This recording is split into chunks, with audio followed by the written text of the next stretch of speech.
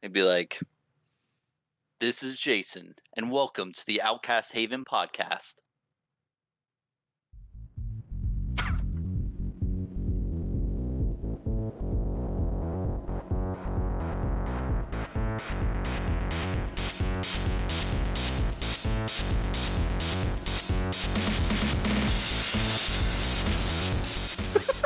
Did you just Harry Potter that or what? Do like the Disney Channel bull. I love it. That's perfect. All right. So this week we don't really have set things to talk about. So really what I'm interested in is what Bronson is doing looking at another game, because that's nonsense, and stay with Flesh and Blood and never leave us. And because I'm watching, I keep up with you. I'm everywhere. I know what you're up to.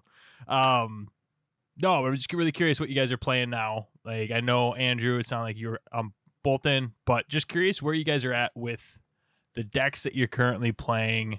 And then we'll get into, like, callings, who's going where, what everybody's plan is, because I know certain someone is in Florida, so I'm kind of anticipating getting together down there. But, yeah, let's start with Bronson. What are you on right now? What are you playing? How's gameplay going for you?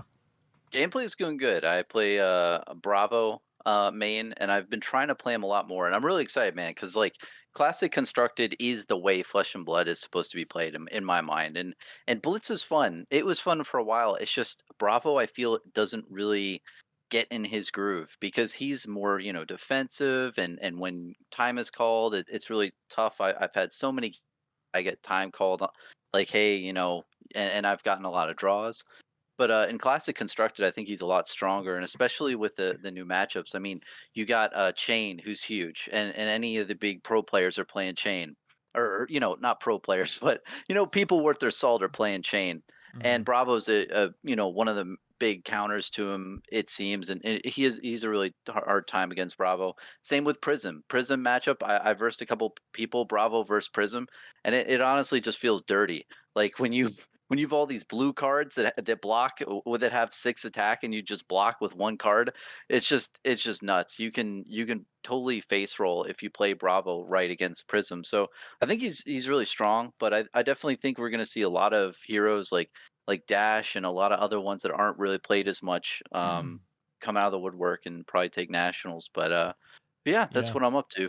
It's funny that you bring up Dash, because I know there's been whispers amongst the message groups that we're in and stuff about how Control Dash. Don't be surprised if you see Control Dash sort of creep back in. And I think it's true. I think that like now decks are starting to get figured out, and there's not like this big amalgamous, like, don't know exactly what Chain can do, don't know exactly what Prism's gonna do. Now that we're getting like a little bit more of a picture of that, not to say it's solved by any means, but now that we're getting a better view of that, I think that we're going to see some of these older decks like Katsu. Aggro Katsu came in now knowing what it needs to be able to do to keep pace. It can do those things. So I think, we'll definitely see some Dash. But Andrew, what are you on? Yeah, you're right. I mean, I'm mostly on Bolton. I have been giving my girl Azalea some love lately too, just in the locals. Given her, I spent so much time on Bolton this last couple weeks. I kind of went back to Azalea. She got some new toys. She's actually not horrible. She still can't hang in. She still can't hang in CC, but she's okay in Blitz actually. What is your favorite new card for Azalea? Well, I mean, Seek Horizon's a no-brainer. Like, that card's crazy, right? I was gonna ask.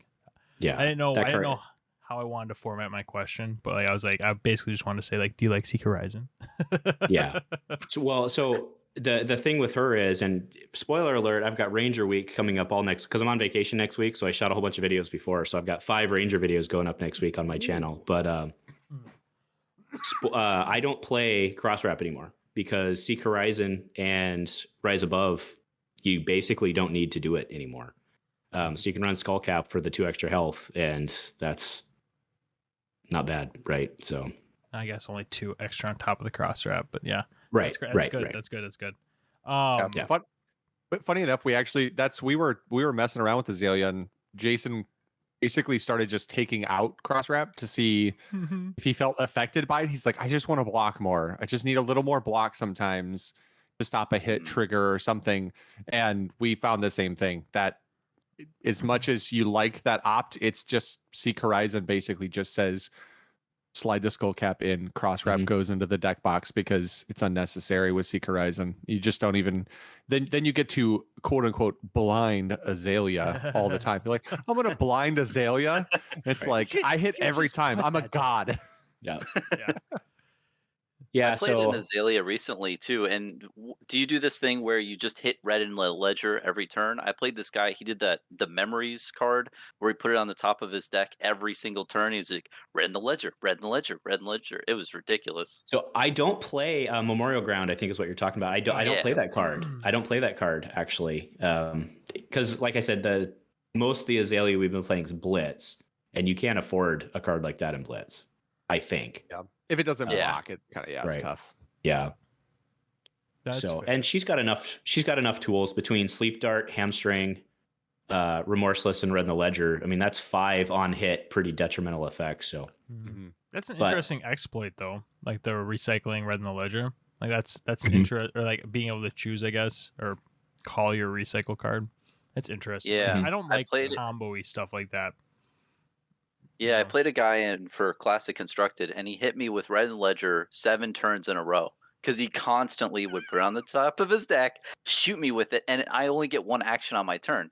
But I was Mhm. Bravo, so it's no big deal. I just hammer. But against other people like Dorinthia or Chain, especially, that could be really detrimental. But it was just really annoying. It was just like, yeah, the same attack over and over. But you're still only taking 2 damage, right? So eventually Yeah. you're just fatigue. I mean, it's like a negative fatigue for him, right? So yeah, I don't know, right? That's exactly what happened. He fatigued out, and I had like Yeah. 4 health, and I just hammered him to death. Yeah. Do you fatigue Yeah. fast though? Recycling like that, I guess. I don't know. I mean, Well, it's still cards. Yeah, you still got Right. yeah. because You're recycling the card, but you have to like pitch things and you have to bottom things, which and- doesn't or not fatigue pitch, you, and not also pitch, doesn't but you have to fatigue right, but you have to block a lot to not take the crush effects Oh yeah, Yeah. that's fair. if you're That's playing fair. Yeah, Bravo. So you're giving up like 3 cards to basically red in the ledger every turn yeah. No, I and got stay you. alive. I got you. All right. Well, that's interesting. I'm curious. Are you guys looking or like keeping your eyes open for like lists to come out of this first calling, or are you pretty happy with where you're at and like you're like this is a solid list? I'm running this. Oh, I think somebody's going to do some nasty stuff with Saber Bolton. I think somebody's going to figure that out. But I find it, I don't know. If we're moving on to the calling discussion, I find it very hard to believe that it's not going to be Chain like 50% in the top. All right. Yeah. Hold on. So, Blake. Yeah. Out of common courtesy, what are you running and what do you? How do you? Fair enough. Fair enough.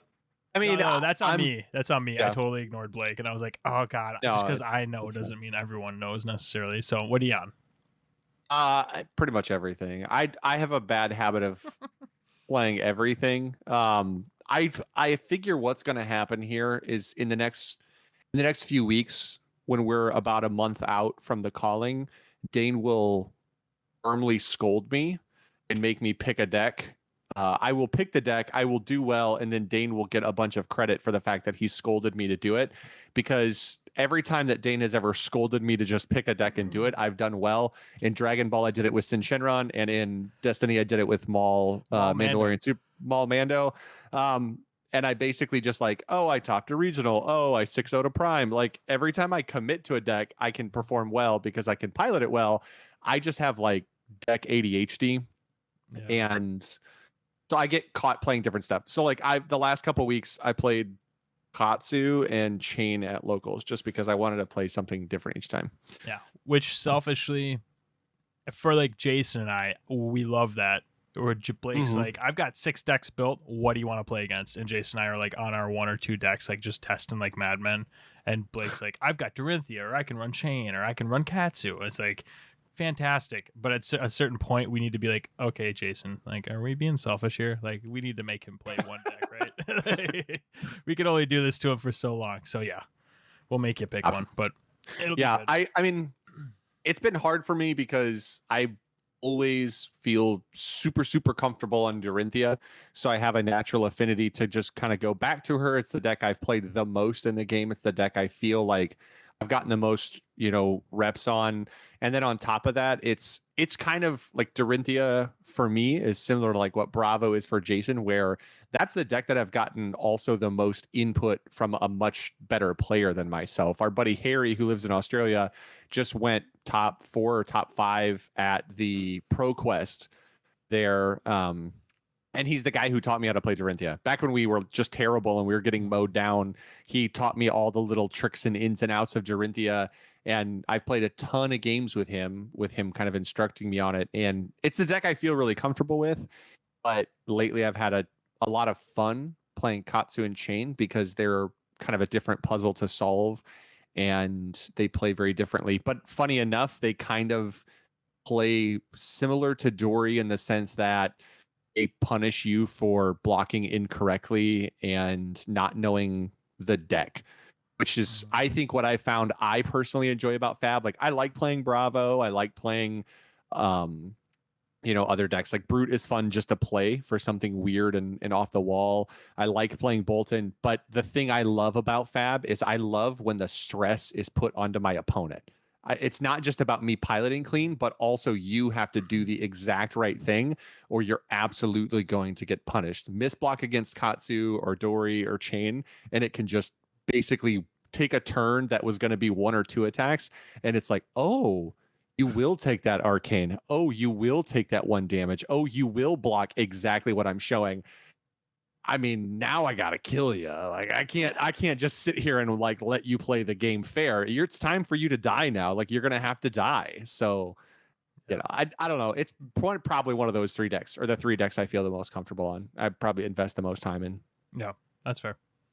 Yeah, I could definitely see you. I don't think you're gonna end on Dorinthia. I do think that you're probably gonna end up playing Katsu or Chain from just like I think that you'll kind of look at the meta and know that top players are gonna sort of have that know-how into Dorinthia, and Dorinthia didn't get anything like shocking or new, anything to like spring on someone. But let's test. Let's try some new stuff. Try some, we'll mess with it. I'm probably 80 to 90% on Katsu, just because it's funny. Jason's on Bravo, you're on Dorinthia, and I'm on Katsu, and we're like all playing the OG decks that we've been running since we started the game, and just like back in love again. Not that you ever fell out of love, but for a while there, when Turtle Katsu was like the hotness back in like the end of Crucible, like the Crucible meta, when the Katsu that was winning was Turtle Katsu, I was just like, I don't want to do that, man. I don't like that. I don't like that play style. So I'm just gonna play some other stuff.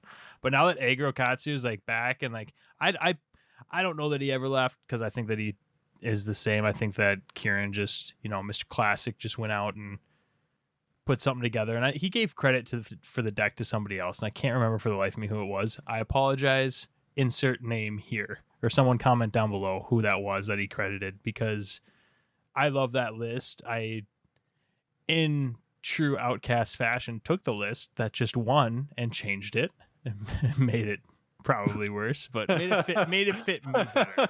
Made it you, yeah. Made it more me. I think so. This is my thought behind it. Is I think that the belittle line is great, but it gets I've been sending it out a lot, and then I listened to their podcast, and I heard that he actually cited it out like into, I don't know if he cited it on the Chain or not, but I know he did into I can't remember who he did, but I've been citing it out a lot myself. And I was like, dude, I really want the consistency of the whelmings, man, because being able, like, that forces blocks. That forces cards out of Chain's hand when Chain wants to just take damage and clap back. Otherwise, you can just go super wide. So I increased the consistency a little bit just because I enjoy that line a lot. But other than that, no, like I think I'm on Katsu. If not, I might. If we can really get Lumina, if we can get that Bolton Sabres list down, dude, that's silly. That's fun. I like that. It's really dumb. I don't think it's going to, but if we can find a way to like where we feel that there is a good strategy to delay early, if we can come up with a way that we're comfortable seeing them early before we have the soul and still making it work, or seeing them late and delaying into it, like maybe running more defense reactions to delay into it, but also allowing us to, like, if we see them early and don't have the soul, like maybe pitch and just rely on the hunt, from the attack reaction. Like if we can figure that out and get comfortable with it, I might run that deck, just because that's the one thing I don't like, because I actually think that it closes pretty well. It's got like 2 or 3 huge lines to close. Like after you build up your soul, you can always attack reaction again and just plus an attack 15 or whatever you're at for soul at that point. You've got, cataclysms that theoretically you're pitching early. Cataclysm's okay. Yeah, it's okay. It's okay. Like, it's fine. 7 for free. Yeah, I mean, just drop a cataclysm, discard 3 soul, and then attack reaction that bad boy, and plus it 10. It's like, oh, that closes some games maybe, but I think if we can get that tested to the point where we're comfortable on it, I think, well, I might toy with that. But loving Katsu again. Any last thoughts on decks that we're running? I think that the Bolton Lumina one is really interesting. I think my concern is that it's one of those decks that wins in, as as we've always referred to it, the sea of fizz. It wins, right? Like when you're in Swiss, you're gonna surprise some people who've never seen it. Some people aren't gonna know how to properly block it, and they're gonna get mowed down by it. But good players aren't going to be caught off guard by it and are going to have at least a mild solution. It might not be the best solution, but they might be able to play themselves out of a hole. And if you can only go 500 against the best players, is it a deck that you want to take to a top tier event? Right. That's always my question. Like, to your point, right? I love Dorinthia, but my issue is, does Dorinthia get me to the top 16 or the top 8 and then just I go 0 for immediately because good players know what to do against it, and I'm immediately punished for picking a deck that punishes people who don't know how to block it and rewards people who do. I don't know. It's So then, how about this thought? Not that I'm one for like loving to game the system, because I don't necessarily like that. I much prefer the group in the community that is like on their deck and loves their deck and has been grinding their deck. I mad props. But just for argument's sake, so does Bolton Sabres strike you as like a Road to Nationals deck where you try to get that invite by playing against locals with a deck like that? And then like when you go and actually like are trying to compete, I think it's a little bit of a cheat. Like it's like you're eating your way in, but then when you get there, you're not actually like, you're going to be exposed. But if you want, you know what I mean, though? Like, rationally, I think that would be like a strategy, I guess. I don't know. I definitely think there's a lot of players who are going to save their good deck until they go to the Nationals. They're going to save that really good, crazy deck, and we're going to see something crazy like Kano, doing some, insane, line or any of these, heroes that we're not even talking about, that people just come out because they're trying to counter their current meta. I think, isn't that what happened with the Pro Quest? Like, didn't the defensive Ninja Turtle deck a while back win because everyone was playing a certain way, and the Ninja deck, it just completely countered the current meta. So it just and it just came out of nowhere. So I definitely think that what that will be, I have no idea. You guys would know a little bit better than me, but yeah. We're just we got no idea. Yeah. Trying to figure it out. You got any thoughts, Andrew? I think it's Dash. I mean, I don't know if I'm looking at it. That's an interesting statement actually about basically playing your Swiss at the invites and then taking your, top cut deck. Because that's basically what it is. You're playing Swiss and then you're taking a top. I mean, that's actually a really interesting point. Thank you. I make those a lot. So yeah, I mean, I hear them every Friday. So, no, I like Bravo right now. I think Bravo's in a really good spot. The question is whether or not just the right people are there and whether the meta is there. Because you guys can correct me if I'm wrong based on what you're seeing versus my locals and stuff. But you made the point earlier, Dane, actually about how Turtle Katsu has now led way into kind of aggro Katsu. And I think that's a lot because it feels to me like we're in a meta right now where like blocking's not really a thing as much anymore. Like, because you look at Bolton, he's a 3-card hand. You look at Chain, and Chain just doesn't give an F, right? And like I think that's why if it's not turn 1 or 2, Chain is not blocking. If you are blocking with Shane, Yeah. you're playing him wrong. So, like I said, correct me if I'm wrong, but I think that's why aggro Katsu might be working now instead of where he wasn't before, is because, like, YOLO, baby. I mean, we just, Mhm. I don't know. I think a lot of it is that the shticks that came out with this new set. So I know we've said this before, but I think it's twofold. And I don't know what the percentage of each is, but to a certain extent, it is just the new meta format where any new meta and any card game leans aggro. Aggro is what rises to the top when people don't know how to play those control decks yet. Like that is just any card game you play, like DBS, Magic, Yu-Gi-Oh, whatever it is. I don't know about Yu-Gi-Oh. Don't quote me on that. I don't really care about that game anyways. But in any card game, you're going to have aggro rise to the top early because it's the easiest to play. It's the easiest to figure out like aggressive lines that are going to do well. So there is sort of like this caution to the wind thing. But then as control players who naturally like to play control figure out how to control through these aggro matchups, control and mid-range decks really start to rise. And aggro sort of drops off the wayside. And if you are playing an aggro deck that might have just dominated the first calling, if you're playing in Cincinnati, the third calling, and you try to run that aggro deck, control players are going to know your shtick and they're going to know what to do and how to control through that. And you'll see that mid-range sort of come back to the top. So I don't know how much of it is that and how much of it is the fact that like this set genuinely seems to want to drive on hit effects and going a little wider. And sorry, the on hit effects thing was a bit of a misnomer, but it seems like they have a bunch of 2 blocks, so you don't want to necessarily waste your cards blocking for 2, but also like benefiting a lot from having a fuller hand. So like Chain, perfect example, he's got a bunch of 2 blocks. It's like, are you going to block for 2 or are you going to keep that and let that elongate your turn out to a 16, 17 damage turn? Like I'm doing the damage every time, not blocking 2. So yeah, if I can expand on that, actually, I mean, your point about aggro early and then moving into control is apt in every game ever, right? Like completely valid. But what does a control Bolton look like? I don't think it does with your charge card. What does a control Chain look like? I don't think it does, right? So I think that's why we are where we are. And I wouldn't be so, especially with like the time frame we're looking at going into Kingdoms or whatever the heck we're calling it now. I don't know that we make it there. I don't know there's enough time, but I don't know. Yeah. We'll have to see. I'm going to make it control Bolton now, and it's just going to be Bolton Sabers, and it's going to be defense reactions, and it's just going to be me getting my deck down to 15 cards in it with a bunch of 3 blocks, and I'm going to hit you for triple Lumina, like, turn 6. I don't know. I have no idea. But, like... Yeah. That's a good point. Like, we can speculate and do all these things, but, the new set is coming up, like you said, Tales of Aria. Or Kingdoms, and once that comes out, who knows what those cards will do to the meta, and maybe Dorinthia gets some crazy thing, or other people get some crazy new cards that just completely change everything. So be interesting to see. Sure. But I do agree with the sentiment where it definitely does seem like the games are faster and they don't really promote blocking as much, whereas before we had Monarch, it was more of, you just block a ton and you wait until your precise moment to attack.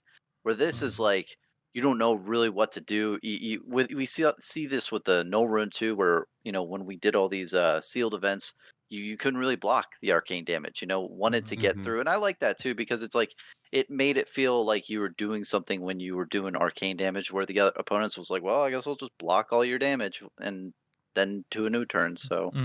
It'll be interesting to see where it leads off. If I had to guess, I would. Sorry, Blake. I just one point here. Very good. I would probably estimate it around like the aggressive format that we're kind of seeing right now lends itself like 80% to the fact that like just new formats are aggressive, and only like 20% to the fact that maybe that's just how these new decks play. I don't know if it's more split than that. I think it is just the beginning of a meta, and I do think that there are control decks that are real close, even older decks that are just real close to adapting, like Control Dash. I think that like finding those answers we'll see a lot of that, and it is just a new meta. So, but Blake, back what you're saying. I think the issue with like the control thing too is to keep in mind that the reason control takes time is because when you're playing an aggro deck, a lot of times, like in this game, for example, what you're doing is basically doing just quick, easy math. How much does it cost? How much damage does it deal? And the ratio of cost to damage needs to be 1 to 4 plus. That's it. That's the most important stat on a card. The block is completely insignificant if you're playing chain. I don't ever, when I play Dorinthia, I love the fact that everything is 3 block. In chain, I don't care if it's no block. It means nothing to me because I just need to kind of escape the first couple turns without taking too much damage and feeling like I'm not within threat of dying turn 3. If I hit turn 3 and I'm not within like lethal range, then I pretty much feel like the game's going to eventually swing back to me somewhere between the 4 and 5 shackle turn. Those are the turns where I start to take control of the game. Basically by 6, you just can't block the deck because most people will take enough damage. They'll leak enough damage that now you've put them in that weird spot where 15 and 16 damage turns makes it feel completely out of reach for them to absorb most of that and still be able to clap back and make it a reasonable clap back. It's part of the reason that like Katsu is one of the few decks that really gives chain fits is because Katsu can, if chain decides, oh, I won't block, Katsu goes, cool, well, it's going to be an 18. So I hope you're ready. I'm like, about to have a strap it in. 7. I'm about to have a 7 card turn. So let it through, baby. I'm going to be drooling. Katsu Red is one snatch, of the, right. Yeah. Katsu is one of the few decks whose snatch. combat chain looks like chains. It like the combat chain for Katsu will end very similar to what a chain one looks like. It's like, why are there 9 cards like lined up? You don't have room. Did you just have to move your graveyard so you could make room for that last card to go on the combat chain? This sucks. I hate everything. Says the chain player. And it's just how you and the Katsu player. Yeah. I literally played Katsu at locals this last week. So No. the I'm saying that is something that the chain player that you're playing against would complain about. Like, oh, you're going so wide. Yeah. I complain from both sides. I'm like, chain is gross. Katsu's gross. I do both. It's fine. Whatever. I think that the thing with control that people have to keep in mind is that control is like bringing in those like variables. What's up? I just want to point out that I know we're using the term control a lot, but I think that we are more speaking to like the mid-range control as a full archetype. Right. Yeah. Like, we understand that mid-range, I kind of mentioned it when we were first talking about it, but we're not saying just control because I think mid-range and control are two pretty distinct. Like there's different play styles there. And I think that like control spearhead sort of paves the way for more mid-range meta as a whole. So like when we're talking about like a new meta taking shape and forming after the aggro meta, it should be control and mid-range, but we're just using control because that typically tends to be what it pushes it, but it's because mid-range and control decks need to tune the last few cards really hard to be super efficient, and they have to pay attention to every variable. Everything on the card matters to them. How much it blocks for, how much it attacks for, how much it pitches for. All of those things are really relevant to them that aren't relevant to an aggro deck a lot of times. Like to Dane's point, aggro isn't always, it's not always easy to pilot, right? Like if you play Katsu or chain, you can play it wrong. Trust me, I have seen people play it very wrong. But it is the one that lends itself to the easiest to solve because your variables are much smaller. You don't have to find the perfect block card because you don't typically think about, well, what am I going to do when I have to block turn 5? Well, hopefully turn 5, what's blocking? Either they're crippled enough that they're basically stumbling around and they're barely like able to keep on their two. They're blocking everything, right? I have them in Kadachi lock by turn 5. I don't want to be blocking. I want to take their whole hand until they die. Whereas in a control deck or a mid-range deck, you're really paying attention to all the variables because every turn is really valuable and every card is really meaningful to the deck because you have to have things to set up certain combos. A prime example of like a chain mid-range deck, I think, is Jason Chung's chain mid-range that he's been playing on the Devastation, where he's relying a little more on setup turns into like Sonata Arcanics to try and have these kind of couple of big turns versus playing to the late game. He's trying to take control of the game kind of throughout the turns with Sonata turns and more rune chant damage and some of these like interesting things that you don't see a lot of times in some of the other decks, which is I think super interesting. And I think that's going to be the kind of thing. Again, kudos to LSS for putting out these interesting different decks that give people a look at something really high level. But I think that's going to pave the way for maybe a change in meta or a meta to start slowly shifting to maybe what it'll be. I also think Road to Nats will have a lot to do with it. As we see some results for Road to Nats, we're going to start to see kind of people are going to start to tech against certain things. And, I think that's interesting. So I think to Andrew's point, like locals is going to be interesting because, you mentioned early, Andrew, like, well, what does my locals look like? But I mean, Road to Nats are going to be predominantly local based, right? I mean, that would be my perception. So that definitely has an impact on what you bring. The people that you play with. Sometimes you don't play necessarily against the decks, you play against the players. Yeah. So yeah, I don't know. I would consider Road to Nationals to be like a regional level tournament, though. Yeah, in my opinion, though, for sure. Right. Yeah. So like you're gonna have people cross state lines to go to that, right? So yeah. And something to bring up too is I think we have a good point about like strategy. You have the mid-range decks, the aggro decks like Chain, and when I first started playing, I realized that it's really important to stick to that. So like if I'm playing Bravo, it's very easy. I'm blocking with 3 cards every turn. I'm hitting you with a hammer. If I have 1 extra card, I'm hitting you with a hammer that sticks. If I'm playing Katsu, and if you've seen Dante play, he's so crisp when he plays. He blocks with 2 cards in his hand, and he uses the other 2 cards to Kadachi attack. And if he hits the third attack, then he'll hit you with something else with Mask of Momentum draw. But it's important to know, like, okay, if you're playing Katsu, try to keep at least 2 cards in your hand so you can do that every turn. So you can keep up the pressure instead of like playing into like your opponent's strategy. I think that's really important is figuring out one strategy and doing it the whole game. And like you guys said, chain earlier, like if you're not like chaining every turn and using all that stuff and taking a lot of damage, and you're not playing them very optimally. It's all about surviving the first couple turns and then just going like ape on your opponent and just attacking all out with everything you have. So I think that's important.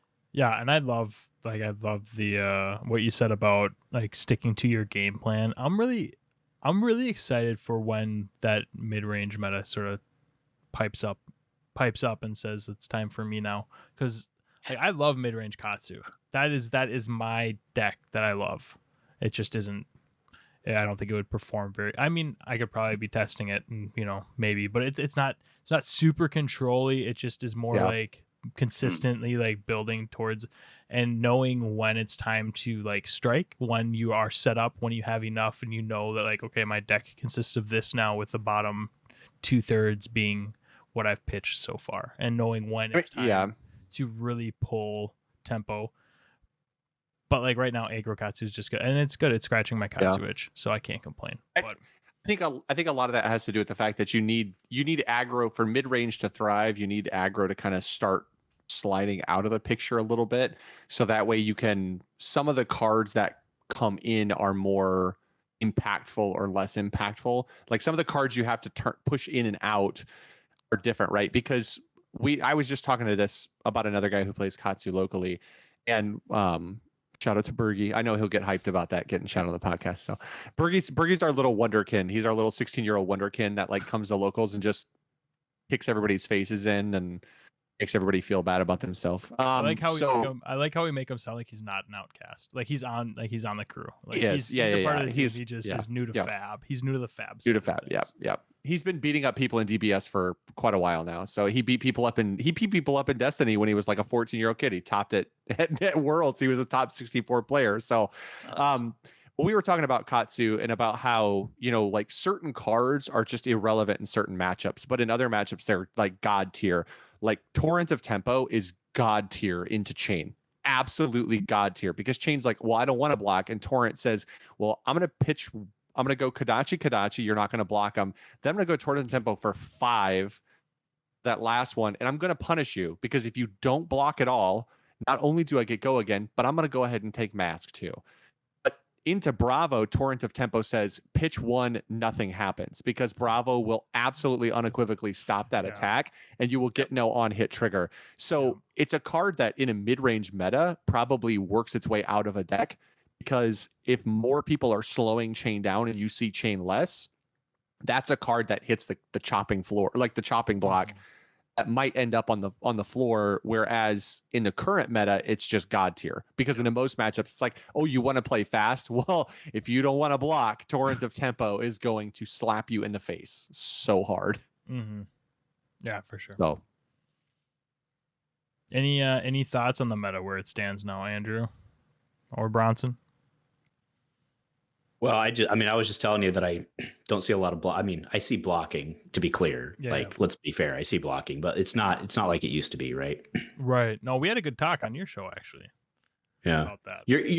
Your point of somebody, I forget who it was, somebody raised Dash, and I've been wondering about like a mid-range Dash deck, actually, right? Yeah. Like that seems like it'd be somebody brought it. We were screwing around after our locals. We had a draft, but we were screwing around afterwards, and somebody pulled out a Dash deck, and like it was doing things, like it was firing like a bunch of shots, and like I don't think Chain wants to sit down versus Dash. I don't think, but I could be wrong. I think I don't know. It's a tough matchup.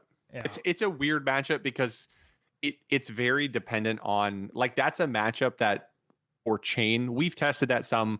I know Jason's tested it with a buddy of ours, Chris, who's a good friend of the channel, has helped us out a ton. Chris is a devout Dash player. He very much believes in the Tao of Dash. And one of the things that they've found in testing is that I think to some degree it depends on a little bit of unfortunate RNG for Dash, where if she sees a couple of induction chambers early, she can really start to put pressure on Chain, because she can block a lot and still, pop you a lot with the guns. Whereas if she just doesn't see the induction chambers, or Chain takes too much of the hand and the induction chamber is the only card left, you get in a spot where you're behind. And once Chain is ahead, I think that's the issue with the deck. Is Chain is similar to like Lumina Bolton in some ways, in the sense that it's a little more reliable, I think. Like when it hits, there's that scary feeling of once you get behind, there's never going to be a window to catch up. Yeah. Whereas with a lot of decks, there's a window, right, where you can just kind of absorb a turn. But those decks, like when they pop off, you're just like, oh God, strap in. It's not going to go well. Yeah. I think too, like one of the issues with Dash versus Chain specifically is that they're both ramping to an end game state.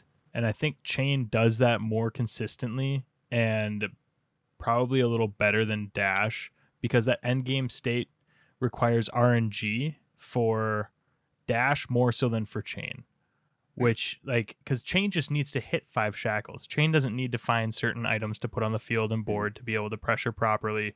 Chain is going to get there, and he might miss a turn, but he's not. I've never seen a Chain deck miss 2 turns in a row, so I just don't see. And Dash is very consistent. I mean, Matt was crushing with Dash in the last meta before this new set came out, right? So it's not to say Dash is inconsistent at all, but I think Dash needs above average RNG, even as good as it is, to keep pace with like an average Chain, or even maybe like a little bit sub-average Chain. I kind of wonder if there's not a world even where Dash right now couldn't be potentially more relevant, playing towards a heavy boost strategy with the shotgun, where she's just going hard. Load the shotgun and just from turn 1 play all boost and all mech cards and just boost shotgun, and try to just every other turn fill the shot. Make sure the shotgun gets turned on at least every other turn, and try to just go 4s and 5s across the board 3, 4, 5 times. You know what, Blake? That's a good idea. Convinced me. I'm taking my 40 card shotgun Dash and I'm just adding 1 more of every card that's in there, and we're just gonna roll at it. I mean, right? Yeah, it'd be fun. Yeah. If you can go fast out the gate, that's the thing that Control Dash and Chain kind of need the most. I think that's why Katsu has such a good Chain matchup, or such a challenging matchup, is because Katsu can go hard from turn 1. It's one of those decks that just goes, oh, you want to let me go first? Cool. I can probably punish you turn 1 if I draw a couple good things. Mhm. Whereas a lot of decks turn 1 are like, oh, I don't want to let them clear their hand. It's like, you want to block 2 Kodachis and then a 4? Because that's what Katsu's going to give you as an awkward block. You're going to give up your whole hand the first turn. Like, I hope you have all block cards. And that's kind of what he does well. Whereas like that's what Dash Boost would do, right? It's just Yeah. Just go Because you hard can in the race paint. him faster than he can Right race out of the you, right? gate. Yeah, punch you Yeah, in the face. I for agree with 4. that. Yeah. The worst feeling in Blitz is when somebody like rolls up with shotgun dash and they're just like 4, 4, 5, 6, and you're just like, oh my god, it's turn 1. I didn't even like draw. I haven't even had my first turn yet. Like I took 4 damage and we haven't even played a turn. Like what just happened? Andrew, you've been chomping. What's up? I'll bring us full circle for your shotgun dash. Don't forget, Seek Horizon and Rise Above do exactly what you want them to do.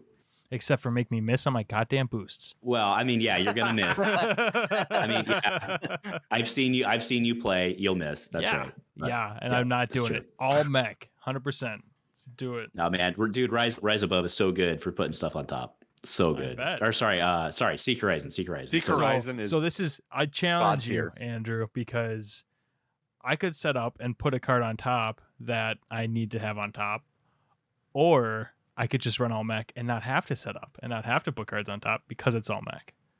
That's fair, except it's free. It's a 0 drop that swings for 4. That's fair too, but I'm not gonna do it because I think it's still not worth it.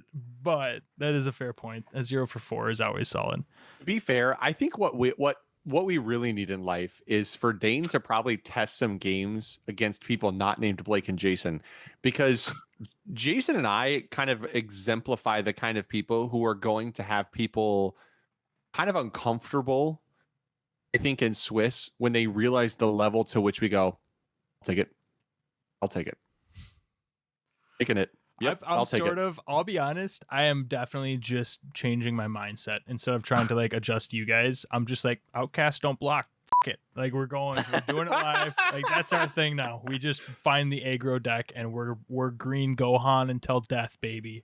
Like I will literally like I'll start tapping my thing down and I'll hear somebody act like they're going to interrupt me and I'll go, you gonna razor it? I'll put 3 more. You want me to take 3 more? And I'm already tapping the phone down. I'm taking the life. I don't care. I've got 4 cards. My chain's I'm shackling 4. Like we're gonna hit the nuts. Whatever you give me, I can give you back. I don't care. I can get that T-shirt, man. Outcast don't block. I want that T-shirt. I Need a web store. Join our Patreon, and you too can get special promotions like that. No. You guys have a Patreon? We don't have a picture. Yeah. No, we don't have anything. Like we don't. Yeah. We are going to be guys. selling. We are going to have playmats for sale, though. I just got updated photos of it, dude. It looks gorgeous. I'm gonna make it. It's gonna be really blurry because I'm purposely gonna keep it like very vague until I get the final art. But Get your screen New caps art? ready, folks. Get your screen caps ready. yeah, it looks. It's going to be all over the community page in This seconds. is not ready. Oh yeah.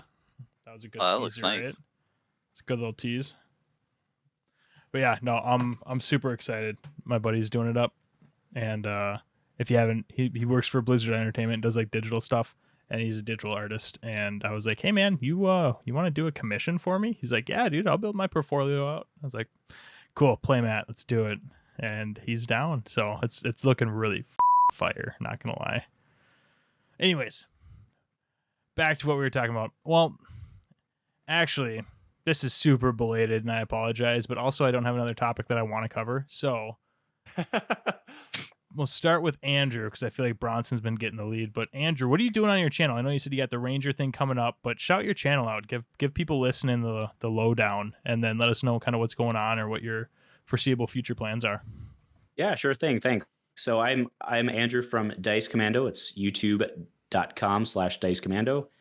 We cover a wide range of games, but man, Fab feels like it's been dominating my time lately, as probably well it should. And we've been getting actual gameplay. Like we finally, the state finally opened up, so we have IRL gameplay finally hitting the channel again, which is awesome. So we have IRL gameplay. I'll get on and chat about stuff, and people can call me idiots every now and then, just like any YouTuber should. So come on, join, hang out, tell me why I'm wrong. It's a good time, man. Dude, I regret ever saying that. Like people point like I'm sure I had plenty more misplays, but there were 2 things that I missed in our live stream this week that like I just saw one comment. I saw the first one. I was like, oh, damn it, dude, how did I make that mistake? Like that's really stupid to raise or a 2 cost. And like neither of us caught it. I just did it. And then and then we both missed a mismath on how much damage Dorinthia was doing to me.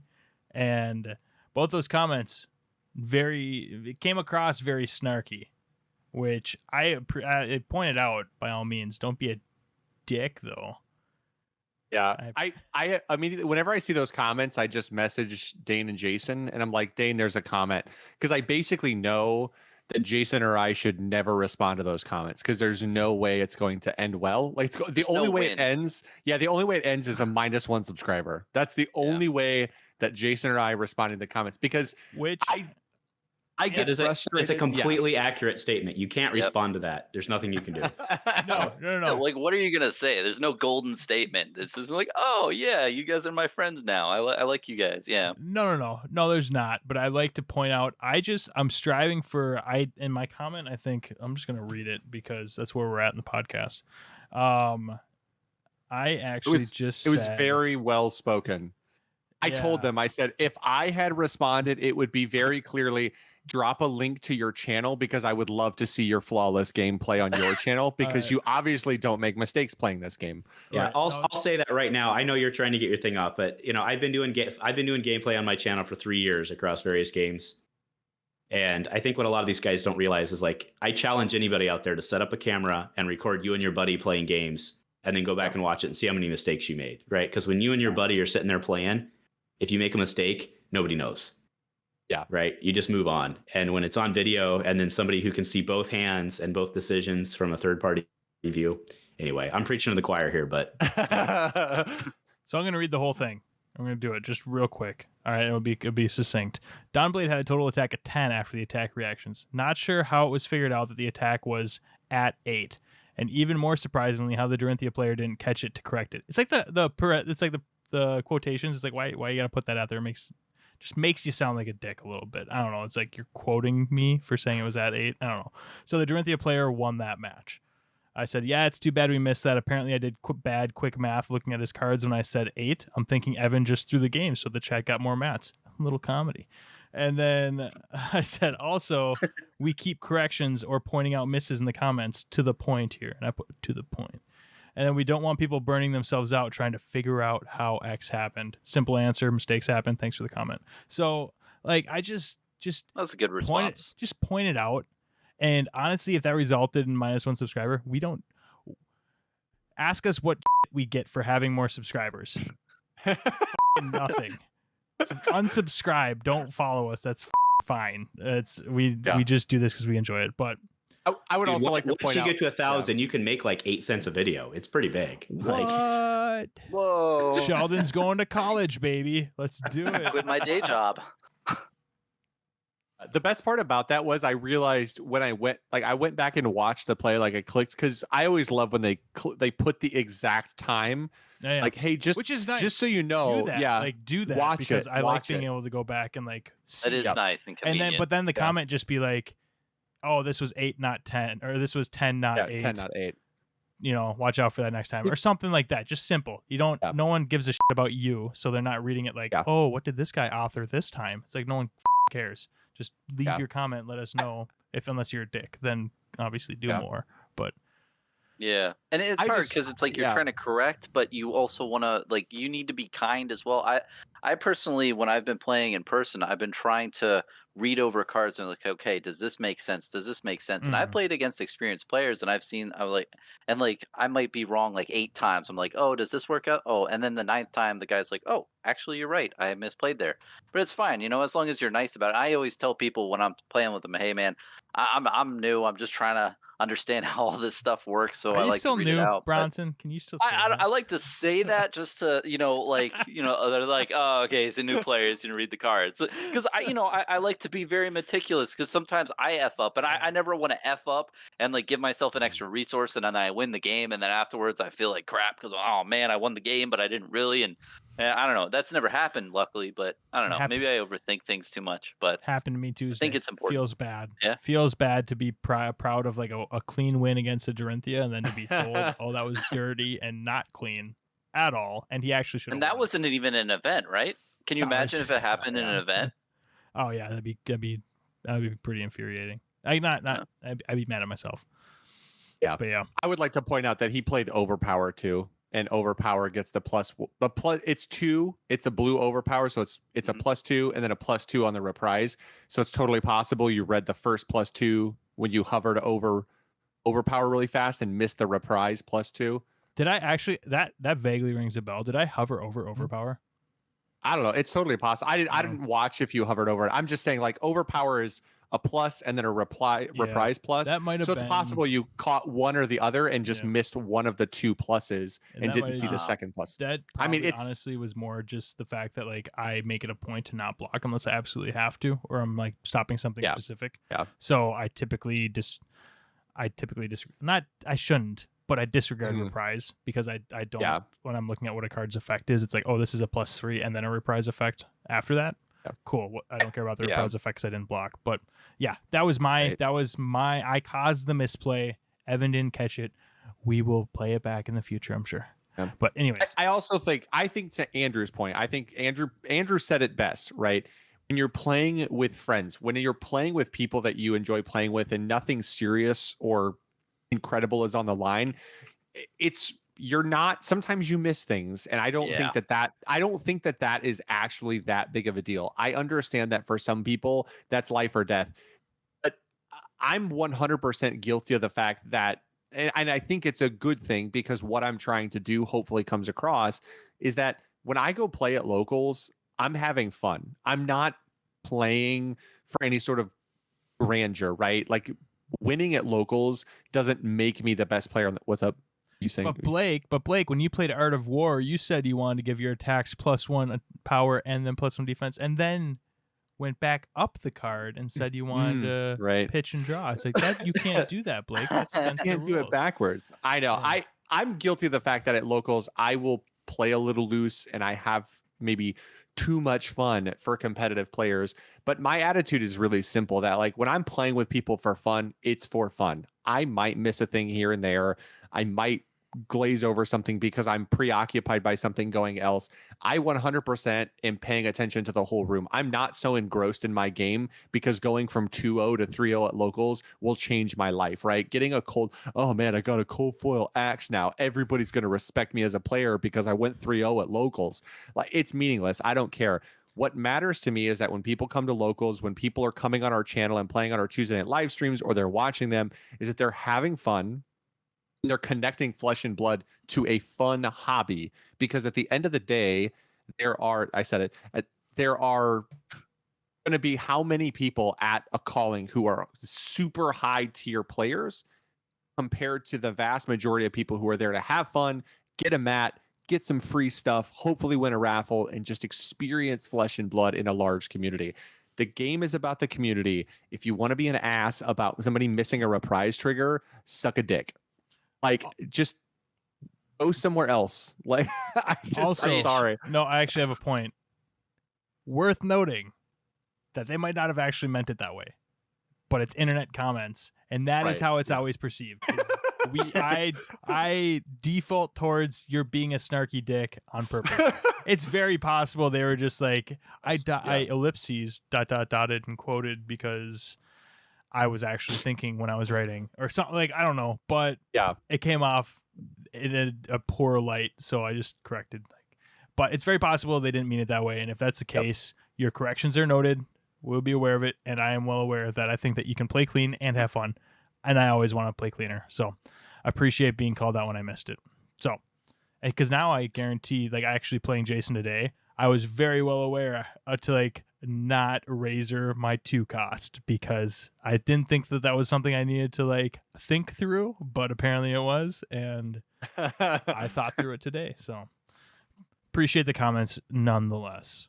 I will say that's the spice I want to run in my life now, is pummel surging. God, no. I'm gonna put pummel in my Katsu lists.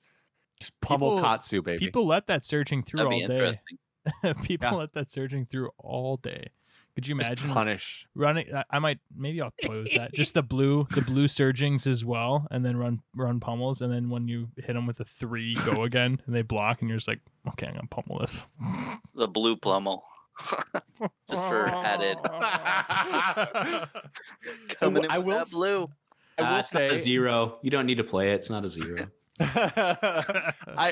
I will say Bronson as the Bravo player, I will say I think I'm gonna put at least one yellow pummel in Bravo simply because I want to use it one time or pitch it one time, because then the rest of the game people will fear 9 pummels in Classic Constructed. That's a good point. And they'll put That's a lot actually of an interesting argument.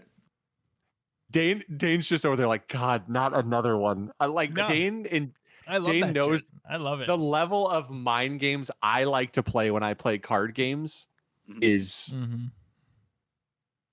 just keeps So coming. can I tell you something that's funny? I don't know if I've ever told you this, Blake, but like when you do stuff in my head, I'm like, that's bullshit. He only runs one of those. Like when you pitch or something, like we'll be playing against each other and you'll pitch like a card I've never seen before, like a yellow Mavrian or whatever it is. And I'll just be like, nah, he just runs one. That guy. Like there's no way that he runs the full place into that. So you're breaking me mentally is what I'm saying. Dane's gonna get so screwed at a calling. He's gonna be like, "You're the reason that he pitched a yellow Mavrian and then he played a fucking yellow Mavrian and I got screwed by it because of you." Like, because it's scary when you're at the end of the game and you only have 3 health left and they're coming in for like 2 and they have 1 in the arsenal and 2 floating. You just dump hand, but they could have like a sigil of Solace red in their arsenal, you know? yep, Yeah. You can really screw people mind up. games, Thank mind God. games, baby. Thank God it's really difficult for Bravo to have 2 floating with a card in arsenal or a card in hand. That's super impossible for Bravo to get. It's not. He does it every turn. Anyways, guys, do we have any closing thoughts on this week? Well, I want to know what Bronson's doing on his stuff. Yeah. Oh, yeah. God, Yeah. I'm the Oh, worst. yeah. This is why we need Jason. We need Jason to lead us so that Blake and I can be the ones reminding him that he missed something. It doesn't feel good to be on this. It's just like your internet comments. There you go. Yeah, you can It's comment on easier, yeah. Jason. It's easier to be the commenter than the guy getting comments. It's like, I feel bad now because they commented on my mistake. I don't know who decided that Bronson didn't get to talk. Like, go ahead, Bronson. Yeah, I'm not doing too much, honestly. Just talking about Flesh and Blood a lot, but it's been pretty stable recently. It seems it's a good point in Flesh and Blood. But what am I doing on my channel? Mainly talking to people with my drinking with Bronson thing. I really like that. I've been drinking with a couple people, just talking, chatting about Flesh and Blood. Just looking forward to doing more inner like depth of videos, talking about more of just like things that people don't hear on a normal basis. I always want to talk about stuff, and you're like, oh, I didn't think about it that way, and I don't want people to agree with me. It's just, hey, what about this way if we look at it? So hopefully I can pump out some content like that. But honestly, man, I've been enjoying the game. Like I've been playing Rob Seigel a lot. Shout out to him. He from Tolarian Dropouts. We've got a couple good games in like at nights. Like I'm up pretty late, and so is he. So we'll pump out like 4 or 3 games a night, and it's a lot of fun. And I'm doing this stuff with you guys. Doing this collab stuff, and yeah, it's been good. I'm just looking forward to doing more collab stuff, but just making quality content, hopefully, about talking about random stuff. Yeah. So speaking of collab stuff, big announcement. I mentioned it on the live stream, but when we go to Orlando, we are hosting a content creator meetup that I know Andrew will recognize from the Destiny days. But like at Worlds, the final year of Destiny, that the content creators rented out like a big upstairs room at a bar and basically invited the community out as thanks and gave out drink tickets, tokens related to the game, all kinds of stuff. And we're doing that in Orlando. I'm talking to a couple different bars right now to figure out the best venue. But that sounds awesome. Yeah, I can't wait for that. So Andrew, Bronson, I reached out to Rob already, but put my feelers out in the content creator, Discord. Let me know if you guys are interested in helping chip in, because The more interest Oh, we yeah, have, or the I'm more down. people we want to chip in, like the bigger it can be. More drink tickets we can get, nicer space, do whatever. Put in like raffle prizes and stuff. Depends. Like right now, it's just a room at a bar with drink tickets. So, I mean, that's all it really needs to be. But Yeah. we get a I'm bunch of down. interest, we'll make more. So if you are just going to Orlando for Nationals or the Calling, be on the lookout. Right now, it's Saturday night after day one. Whether you're in it or not, you want to come out for a little bit or rest up for your big day two. Like, join us. Let us thank you and imbue you with liquor. But yeah. And it'll all be recorded. Oh, yep. No. Yep. We're gonna live stream it. Social media, basically. I'll be wearing my GoPro with a beer. GoPro You should live stream it. on Actually, there. that would be pretty awesome. That would be really Yeah. good Cool. content, honestly. I would watch that. That would be really cool. That's actually not a bad idea. I bet people that wouldn't be able to make it would enjoy watching like people be silly gooses, have a silly goose time. But yeah, if anyone doesn't have any further closing thoughts, appreciate everybody joining us, hanging out. It's been fun. Sorry you guys missed a week of Jason's fun intros.